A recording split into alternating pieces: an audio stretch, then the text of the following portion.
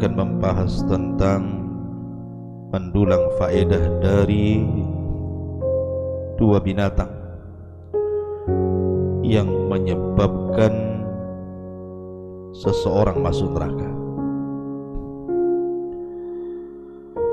Pertama, seekor kucing, dan yang kedua seekor lalat. Bagaimana kisahnya? Kenapa pula dua binatang ini menyebabkan orang masuk neraka? Ma'asyiral muslimin yang dimuliakan Allah Subhanahu wa taala. Ada sebuah hadis dari Salman Al-Farisi radhiyallahu anhu. Beliau mengatakan, dakhala rajulun al-jannata fi dhubabin wa dakhala rajulun nara fi dhubabin. Ada orang masuk surga karena seekor lalat, dan ada orang masuk neraka pun karena seekor lalat. Kemudian hal itu diceritakan dan ditanyakan, kenapa pula orang bisa masuk surga karena lalat, dan kenapa pula orang bisa masuk neraka karena lalat? Maka Salman Al-Farisi radhiyallahu anhu kemudian menceritakan tentang kisah dua orang laki-laki. Dia mengatakan, marra rajulani muslimani ala qaumin ya'kufuna ala sanamin. Jadi ada dua orang yang lewat di sebuah perkampungan, di situ ada berhala. Dan orang tidak bisa lewat dari kampung itu kecuali harus berkorban kepada berhala yang merupakan sesembahan orang kampung itu. Kalau tidak, maka tidak akan diberi jalan. Akhirnya kemudian lewatlah salah satu dari kedua orang itu melakukan safar, dan tidak ada jalan kecuali harus lewat kampung yang ada berhalanya itu. Maka ditahanlah orang ini. Kemudian orang-orang pun mengatakan, qarriba li sanamina qurbana. Kalian berdua tidak boleh lewat kecuali kalian harus berkorban untuk patung-patung kami ini. Maka salah satu dari keduanya mengatakan, la nusyrik billahi syai'an. Tidak mungkin kami menyekutukan dengan Allah Subhanahu wa ta'ala sedikit pun. Akhirnya kemudian mereka mengatakan, qarriba ma syi'tuma walau dubaba. Pokoknya kami tidak tahu, yang jelas kalian berdua harus berkorban untuk berhala kami walaupun seekor lalat. Kemudian berundinglah dua orang ini. Gimana ini? Kalau kita tetap kemudian berkorban untuk berhala ini dengan seekor lalat, tentu kami atau kita telah menyekutukan Allah. Tapi kalau tidak, mereka tidak akan memberikan jalan kepada kita, atau boleh jadi kita akan dibunuh. Akhirnya kemudian sepakatlah keduanya untuk tidak berkorban, karena ini kesyirikan masalahnya. Akhirnya kemudian marahlah orang kampung itu. Ketika dia hendak melanjutkan perjalanan dan tetap ingin lewat situ karena tidak ada jalan lain, dibunuhlah salah satu dari dua orang ini. Dan yang dibunuh ini Allah takdirkan masuk surga. Kemudian kawannya karena melihat kawannya dibunuh gara-gara tidak mau berkorban walaupun dengan seekor lalat, ketakutan dia. Akhirnya kemudian dia pun fa'aqada dubaban fa'alqahu ala sanami fadakhalan nar.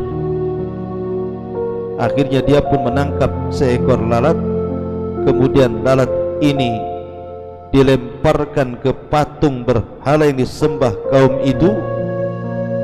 Kemudian dia melanjutkan perjalanan dan Allah takdirkan di tengah jalan ia jatuh kemudian meninggal.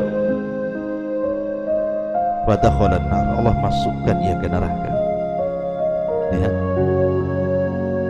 sebenarnya kalau dia mengikuti sikapnya seperti kawannya, tidak mau menyembelih walaupun dengan seekor lalat kepada berhala, kemudian dia sampai dibunuh, maka orang ini pastikan masuk surga. Tapi ketika kemudian dia menangkap seekor lalat kemudian melemparnya ke berhala itu, berarti dia telah mendatangkan dosa yang sangat besar, kesyirikan kepada Allah Azza wa Jalla. Karena kurban itu adalah ibadah. Qul inna salati wa nusuki wa mahyaya wa mamati lillahi rabbil alamin. Katakanlah sesungguhnya salatku, penyembelihanku, hidupku dan matiku aku serahkan kepada Allah. Fasholli li rabbika wanhar, salatlah dan berkorbanlah untuk Rabbmu. Ini kisah yang pertama. Kisah yang kedua dikisahkan dari Jabir bin Abdullah radhiyallahu anhuma. Jadi suatu ketika terjadi gerhana matahari di zaman Rasul. Belum pernah terjadi gerhana matahari total di zaman Rasul kecuali kala itu, sehingga Rasul ketakutan dan juga para sahabat disangkanya mau kiamat. Lah ketika kemudian terjadi gerhana itulah Nabi SAW sholat. Kemudian setelah sholat gerhana, kemudian Nabi SAW sebelum khutbah diperlihatkan oleh Allah Azza wa Jalla peristiwa-peristiwa yang akan berlaku. Diperlihatkan neraka dan para penghuninya. Salah satunya kata Nabi SAW, "Urida alayya kulla syai'in", telah ditampakkan kepadaku segala sesuatu. Salah satunya fa uridat alayyal jannatu wa uridat alayyan nar, surga dan neraka ditampakkan kepadaku. Kata Nabi SAW, fara'aitu fiha, aku melihat di dalam neraka itu imra'atan min bani Israel, seorang perempuan dari perempuan-perempuan Bani Israel, tu'adzabu fil hirratin laha rabatatha,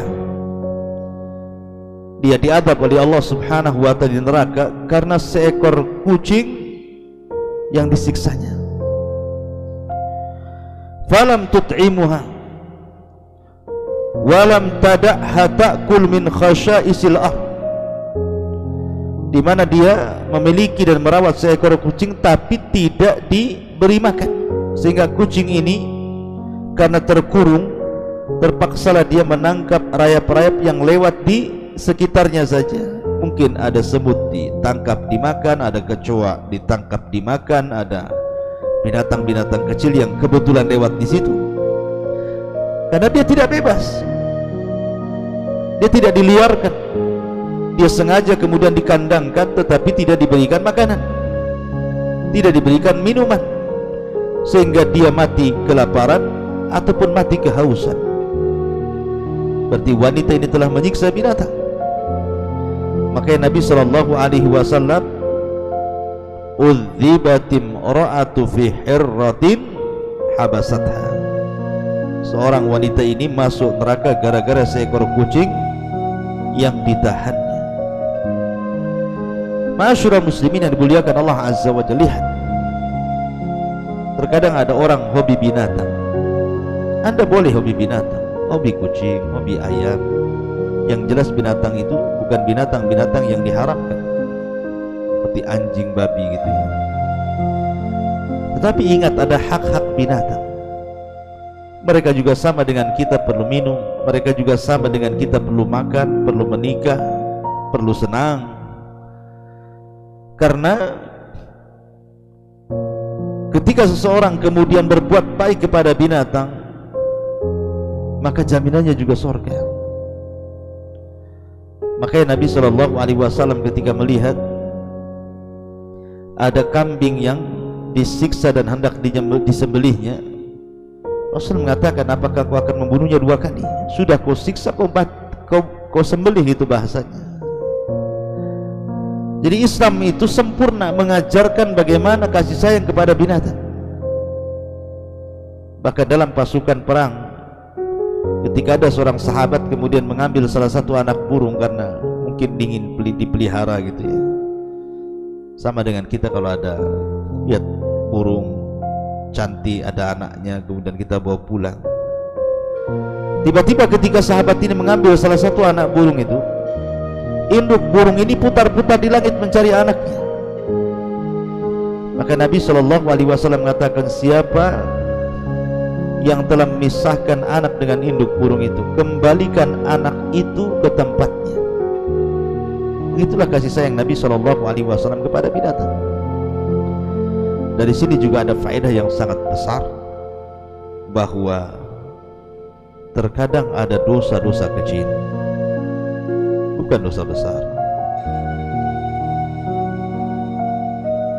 ataupun terkadang ada dosa-dosa besar yang dianggap kecil. Makanya Allah mengatakan, wa tahsabunahu hayyinan wa huwa indallahi azim. Terkadang ada manusia itu menganggap perkara-perkara itu remeh, padahal di sisi Allah perkara itu besar.